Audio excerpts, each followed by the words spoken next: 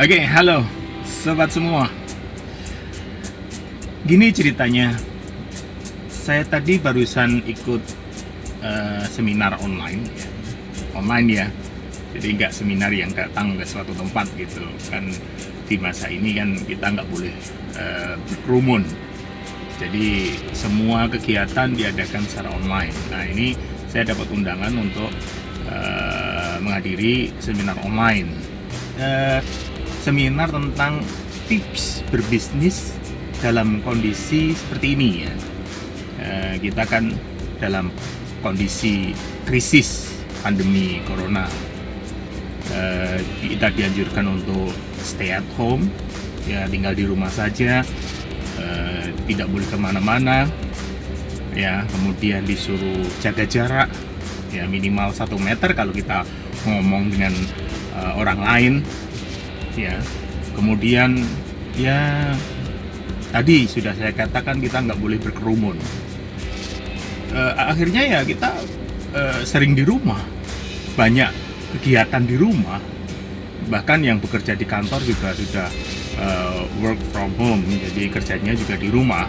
Sekolah-sekolah diliburkan, ya belajar di rumah, gurunya melakukan pengajaran menggunakan metode online tentunya.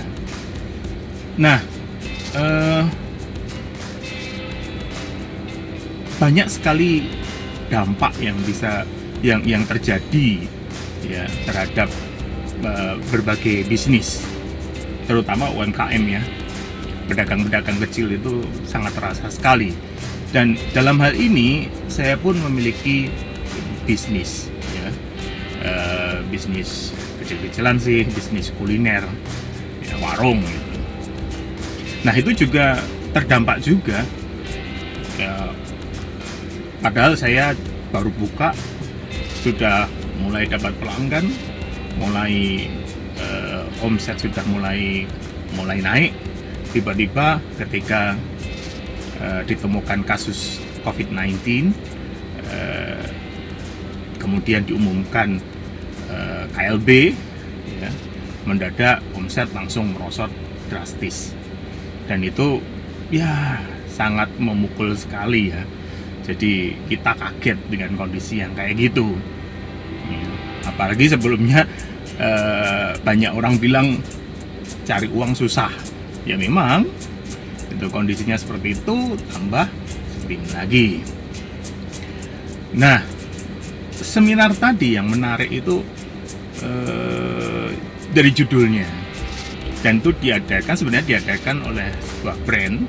Saya tidak perlu menyebutkan brandnya itu. Dan di sini saya akan membicarakan apa yang saya tangkap dalam seminar tersebut, tapi tidak semuanya ya, karena maksudnya nggak semuanya penting di dalam seminar tersebut, hanya sebagian hal saja yang akan saya sampaikan di sini ya, karena waktu juga durasi ya, nggak mungkin kalian nanti mendengar 2 jam ya, karena durasi, jadi saya persingkat saja. Lalu nanti juga saya hubungkan dengan buku-buku bisnis yang pernah saya baca, jadi mungkin akan memberikan manfaat bagi kalian. Dampak yang paling dirasakan di krisis ini itu kita semua merasakan. Kalau yang bisnis kuliner, pengunjung sepi ya, seperti mall itu sekarang sudah sepi, resto, wedangan itu sudah sepi pengunjung. Kalau bisnis yang lain mungkin juga bisnis handphone gitu, banyak juga yang mengeluh sepi. Kemudian bisnis yang sekiranya pemesanan ya, pembuatan barang atau jasa, itu pesanan juga mulai sepi ya. Dengan sepinya pelanggan, pembeli, itu jelas mempengaruhi omset menurun, itu pasti dan sangat dirasakan sekali oleh para pedagang atau pebisnis. Kemudian juga beberapa usaha mengalami kesulitan bahan. Jadi setelah beberapa minggu KLB ya, setelah beberapa minggu diumumkan kasus COVID-19 ini kemudian ada anjuran-anjuran dari pemerintah ya, mendadak banyak bahan yang susah ditemukan. Nah, ini dampak-dampak yang sangat terasa sekali bagi para pedagang. Nah, di dalam seminar tadi dikatakan ada dua hal yang bisa kita lakukan untuk menghadapi kondisi seperti ini. Dua hal itu yaitu tindakan defensif dan ofensif.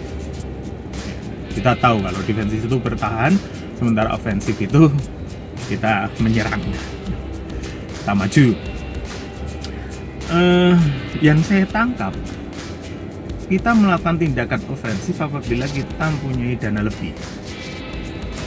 Karena banyak hal yang bisa kita lakukan ketika kita punya dana lebih. Misalnya, sebelumnya kita tahu bahwa bahan mulai menipis, tentunya kita bisa akan mengambil lebih banyak barang dengan dana yang ada ya, sebagai stok, bukan nimbun loh ya, tapi kita stok untuk mempertahankan bisnis kita selama beberapa lama gitu.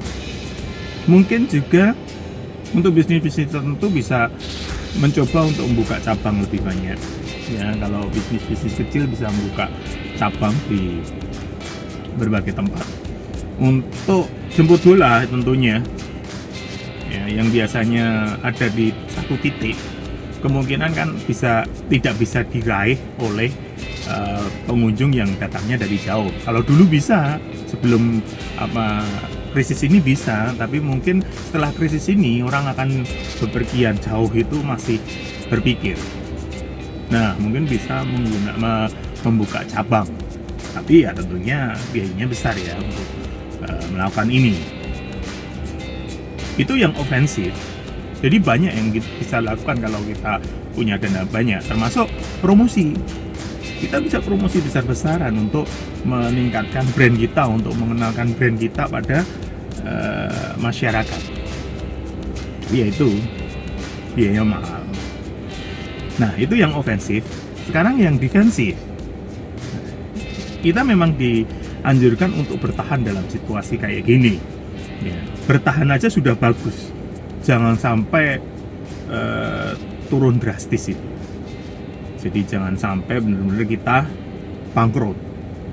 Ya, kita harus bisa bertahan. Sebagaimana mungkin bertahan, jangan sampai mati. Karena kalau bisnis sudah mati itu bahaya sekali. Nah, banyak hal yang bisa dilakukan dengan tindakan defensif ini. Beberapa bisnis mulai bermanuver ya. Jadi kalau kita lihat seperti bisnis-bisnis baju pakaian penjahit itu kemudian pada beralih jualan masker.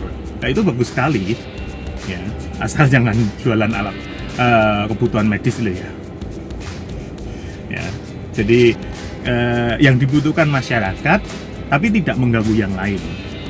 Ya, karena kemarin kita dengar kan banyak orang bisnis hand sanitizer ya, tapi menggunakan alkohol. Nah, alkoholnya juga banyak yang kurang stok untuk tenaga medis, apotek-apotek juga kehabisan. Kemudian juga saya dengar dari temen yang bisnis parfum itu kehabisan stok botol.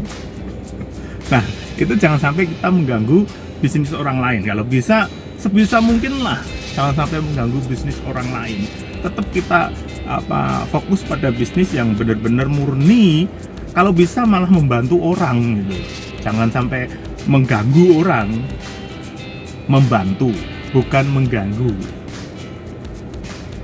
Jadi ambillah ya, bermanuverlah pada bisnis-bisnis yang bisa dilakukan.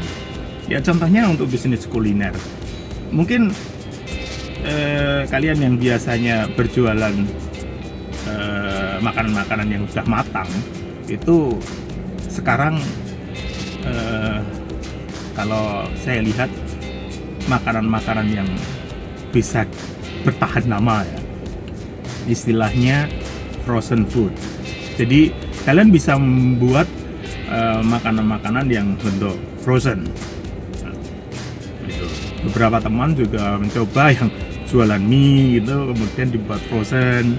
Ya, katanya laris. Ya. Termasuk juga sempol yang baru hit, sempol dibikin frozen. Jadi dijual frozen seperti itu biar pelanggan memasak sendiri di rumah, menggoreng sendiri di rumah. Karena jelas banyak orang yang punya banyak waktu di hari-hari seperti ini ya. Mereka banyak di rumah, apalagi keluarga ya yang work from home. Itu kan mereka tetap gajian, tetap punya duit. Jadi untuk masalah makan no problem, kemudian beli apa-apa juga no problem. Nah, itu target kalian sebagai pedagang ya. Kalian harus bisa mendidik keluarga-keluarga semacam itu. Oke, jadi yang penting kreatif ya. Untuk kita bertahan itu kita melakukan yang kreatif. Kemudian kalau kalian jualan makanan yang sekiranya matang dan mudah untuk basi ya, itu agak hati-hati. Jadi harus betul-betul tahu kondisinya. Dalam sehari itu omsetnya, maksudnya penjualannya itu berapa. Jadi ketika kalian belanja harus diperhitungkan, karena kondisi seperti ini sangat aneh. Mungkin hari ini kita penghasilannya banyak, kita bisa menjual banyak, tapi besok separuhnya aja mungkin nggak ada, atau besoknya lagi zong, kita nggak bisa menjual apa-apa. Itu bisa aja terjadi. Nah, itu harus diantisipasi. Sebisa mungkin kita saat ini, kondisi ini, kita jualan yang benar-benar barang yang bisa bertahan lama. Jangan yang cepat itu ya, cepat rusak, cepat basi. Nah, itulah yang perlu kita pikirkan di situ. Apa yang bisa kita pertahankan? Jangan sampai kita malah merusak kualitas produk yang kita jual. Misalnya kita jual makanan, bahan-bahan yang sudah lama yang harusnya dibuang masih dipakai gitu, atau menyimpannya terlalu lama ya, yang biasanya sehari 2 hari itu sudah terjual, sekarang sampai seminggu dan sudah nggak fresh lagi. Nah, ini bisa mengganggu kualitas dari produk yang kita jual. Ini jangan sampai terjadi. Lalu yang berikutnya itu kita bisa melakukan promosi yang mirip ya. Sekarang kan ada sosial media. Kalau sebelumnya kalian nggak pernah menggunakan sosial media atau sudah menyerah dengan sosial media, mungkin saat ini kalian perlu belajar lagi untuk meningkatkan pengetahuan tentang penggunaan sosial media itu. Jadi dimaksimalkan medsosnya, misalnya Facebook maupun Instagram, karena sekarang ini banyak orang menggunakan Instagram ya, Facebook juga. Kalau yang lain sepertinya kurang. Apalagi di masa seperti ini, banyak orang di rumah, banyak nganggurnya, nggak banyak kegiatan ya, kegiatannya di rumah lah, paling masak, berkebun ya, yang ada di rumah lah, main game gitu. Dan dengan kondisi seperti ini, banyak orang yang memanfaatkan internet, memanfaatkan informasi yang ada di internet. Nah, kalau tadi yang ofensif itu bisa promo di TV misalnya, karena banyak orang nonton TV kan. Tapi kalau kalian yang melakukan tindakan defensif yang dananya minim, itu bisa menggunakan medsos. Kan gratis, kalau kita punya Instagram itu kan gratis. Lalu Facebook itu kan ada banyak grup yang bisa kita ikuti. Sering-sering saja untuk posting, tapi jangan sehari 5 kali. Sehari sekali aja beda grup itu kemudian besok lagi, kan banyak bro. Kalian bisnis kuliner itu, grup kuliner kan banyak sekali, kalian bisa posting di situ ya. Kemudian kalian juga bisa membuat promosi menggunakan stiker ya. Jadi produk yang kalian jual itu dikasih stiker. Pokoknya kenceng lah promosinya ya, dengan biaya yang sengirit mungkin. Itu lakukan promosi yang segencar-gencarnya ya. Karena di sini bukan mereka tidak mau beli, tapi mungkin mereka belum tahu. Nah, saatnya kalian melakukan itu. Apalagi banyak juga usaha yang tutup, yang belum buka dulu ya, karena mungkin mereka punya penghasilan yang mungkin mereka punya penghasilan untuk bertahan, jadi mereka nggak perlu buka untuk beberapa hari ya gitu. Nah, itu saatnya pesaing-pesaing kita mungkin tutup, atau kita bisa memanfaatkan pesaing yang tutup. Kira-kira pesaing itu tutup, jualan apa yang laris, kita bisa menirunya gitu. Pokoknya kreatif lah, apapun yang bisa dijual, asal tadi kalau bisa yang membantu, jangan sampai mengganggu. Nah,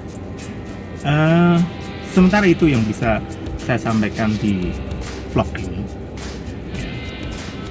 Sekiranya nanti kalau ada pertanyaan, silahkan tulis di komen, atau mungkin bisa hubungi saya di Instagram saya.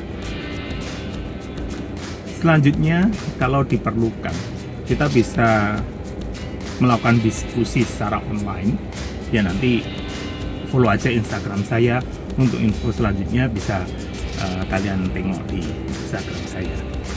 Oke, untuk sementara itu dulu ya.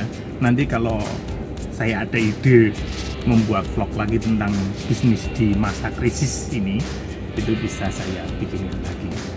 Oke, terima kasih ya. Sampai jumpa lagi. Semangat ya, jangan putus asa, never say die. Oke, pokoknya kita harus lawan corona, kita harus menang, jangan sampai kita kalah ya, kita harus menang. Semangat, bye.